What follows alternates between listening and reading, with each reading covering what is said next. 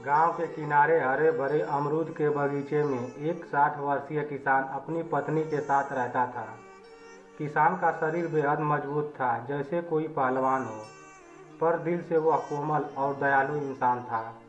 उसकी सफ़ेद दाढ़ी और बाल उसकी उम्र और अनुभव की गवाही देते थे। पत्नी उसके साथ खेत और बगीचे का काम संभालती और दोनों का जीवन साधारण पर संतोष से भरा था। इसी बगीचे में एक बड़ा सफ़ेद कबूतर भी रहता था। यह कबूतर माँ बनने वाला था और उसे जल्द ही अपने अंडे देने थे। हर साल बरसात से पहले वो घोंसला बना लेता, पर इस बार मौसम ने धोखा दे दिया। काली घटाएं अचानक उमड़ आईं और तेज बारिश शुरू हो गई।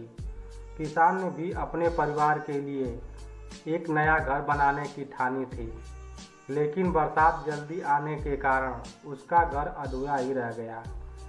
बारिश की बूंदों से बचते बचाते कबूतर किसान के पास आया। वह बोला, मानो कह रहा हो, मुझे अपने बच्चों को बचाने के लिए एक सुरक्षित जगह चाहिए। किसान ने अपनी पत्नी की ओर देखा और दुखी होकर कहा, हमारा घर भी अभी अधूरा है, इसमें हम खुद को अभी नहीं बचा सकते तो इस बेचारी का सहारा कैसे बने।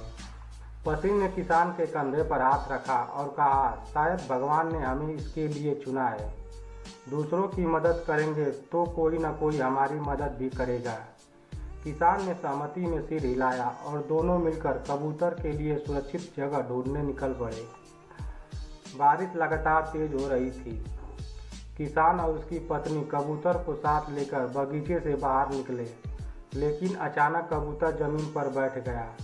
उसके पेट में दर्द था और वह आगे उड़ नहीं पा रहा था। किसान झुककर उसे अपनी बाहों में उठा लेता है। पत्नी भी पास आकर कहती है, जरा जल्दी चलो, कहीं इसे यहीं तकलीफ न हो जाए।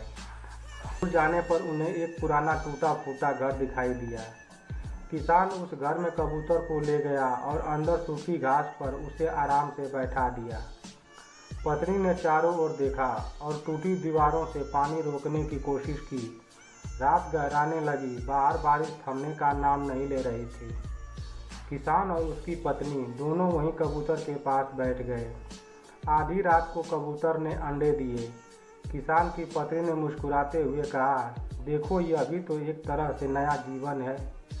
किसान ने थकी आंखों से पत्नी की ओर देखा और कहा, हाँ, पर हमारा घर अभी अधूरा है। कुछ दिनों बाद अंडों से नन्हे नन्हे बच्चे बाहर आए। कबूतर अपने बच्चों को दाना खिलाने लगा और उसकी आंखों में कृतज्ञता झलक रही थी। किसान और उसकी पत्नी यह दृश्य देखकर खुश हो गए। किसान की आंखों से आंसू बह निकले। पत्नी ने पूछा, रो क्यों रहे हो? किसान ने धीरे से कहा, इन बच्चों का घर पूरा हो गया, लेकिन हमारा घर अभी भी टूटा है। हमने इसे बचाया, पर हमें कौन बचाएगा? पत्नी ने उसका हाथ पकड़कर मुस्कुराते हुए जवाब दिया, दोनों एक दूसरे का सहारा हैं। घर ईंट पत्थर से नहीं, रिश्तों से बनता है। समय आएगा और हमारा घर भी पूरा होगा। बारिश के बाद सूरज की किरणें टूटी झोपड़ी में झांकी। कबूतर अपने बच्चों के साथ चहचहा रहा था। किसान और उसकी पत्नी ने एक दूसरे को देखा और मन ही मन ठान लिया कि जैसे उन्होंने कबूतर का घर बचाया, वैसे ही मिलकर अपने सपनों का घर भी बनाएंगे। धन्यवाद मित्रों। ये स्टोरी आप लोगों को कैसा लगा कमेंट करके ज़रूर बताइएगा और मेरे डीबीटी कार्टून चैनल को सब्सक्राइब करके लाइक ज़रूर करिएगा।